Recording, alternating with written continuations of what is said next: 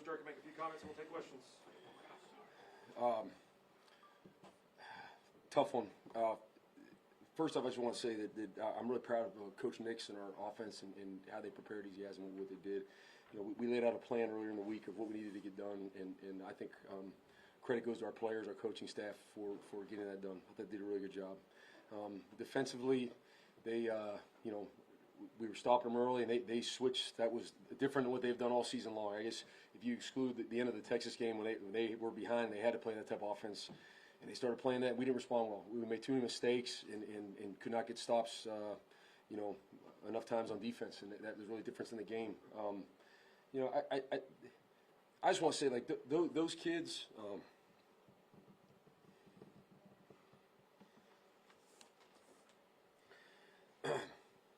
It was a lot on them in a week, and we challenged them, and they responded.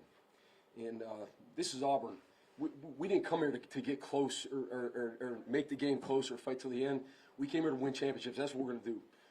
We're building a program to win championships, and that's the first step. First, I guess you got to get it there. But I'll tell you what, there's some character in that room. These guys, every coach in the country is calling this team, trying to drag them in the portal, going other directions. And those guys,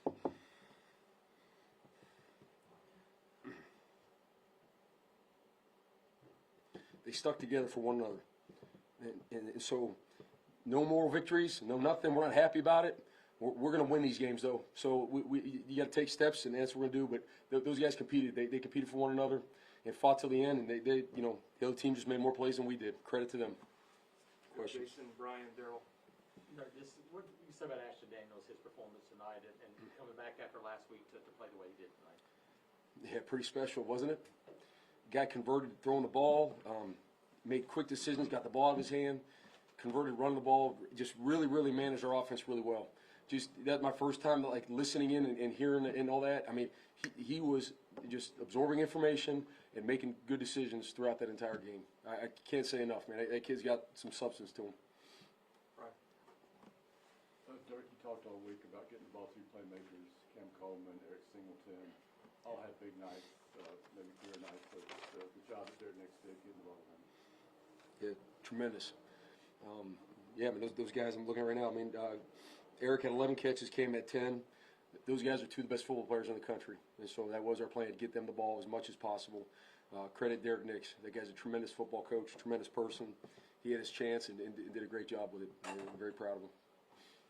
Coach, with all the positives tonight and the way this team battled adversity, kept coming back, when you look at the penalties at the end of the night, there was a lot of things, left some points on the table on the field with some penalties. How do you address that in the upcoming week? Yeah, aggressive penalties, I don't mind them. We're going to play aggressive. We're going to swing. I've certainly there were some PIs there, but we got to clean up with our hands and grabbing. Sure, we're going to coach technique on that, but aggressive penalties, the ones that hurt you are ones that are before or after the whistle. That are avoidable. But I just tell you, our kids were emotional. They were playing hard. They competed like crazy out there. And again, that's a credit to them and the unity they have with one another. Go Fred, Brett, Ike, Johnny. BJ, you said that they changed their offense, Vanderbilt did. Can you kind of go into that a little bit more, just kind of what was giving y'all some trouble? I mean, it was tempo and spread sets, and that's not what they've been. They've been run the ball and all 2-3 tight end sets and moving around, and I think they saw early on that probably wasn't going to be what was going to work. I think probably the 2-minute drive at the end of the half gave them a little life to say, okay, let's stay in this. They came out in the second half. They were going tempo. They did a good job of not allowing us to sub in situations that caught us, and we were made two mistakes. There were plays we cut a guy loose, busted a coverage. I don't think we've done that since the first game of the season, but we did it tonight. And so those things you can't win a game like this on the road when you do those things. Coach, 4 or 5 in the first half on third downs, moving the football in the second half. 6 of 13 ended up for the game. What did Vanderbilt do in the second half to get you guys off the field? Yeah, I just think they made some plays on a couple of those. I think we got in third and longer. Sometimes the third down numbers are what they are, but it's a lot of it's first down too. Where if you win on first down, those third downs become manageable and you can win them. And so some of those we got in third and longer, which those are hard to win consistently. We did win a couple of them, but to do that consistently is difficult. All right. Coach, this is your first opportunity to be in the head coaching position and see the Auburn crowd on the road. What can you say about the way the fans turned? Yeah, tremendous. I love our fans. They don't. Our fans are just one of a kind. They don't care, how the season's going or what you're doing or where the game is. They show up. They showed up great. That stadium, there was orange and blue everywhere. So credit to them. And man, we try to give them our very best out there, but they deserve that. Johnny? The decision to go to Coleman so many times with those 50-50 balls, the one-handed grab, and then you go back to him on the two-point play. You said you made a concerted effort to make sure he got the ball more. Does he come to you throughout the week and says, I want the ball more, or is that just a decision on the offensive staff? Cam's the ultimate team player. If Cam didn't get one throw at him, he'd block all night. He'd go run all night, be the first one congratulating the next guy. Cam's a team player, but that's a decision by us as coaches to say, Cam is one of the best players in the country. He needs the ball. That's what we did. He did a great job with it. I think he showed it. Jason, Brian? DJ, you talked about tempo. You guys went tempo offensively. How much of that was a concerted effort to try to get some tempo and rhythm back to this offense?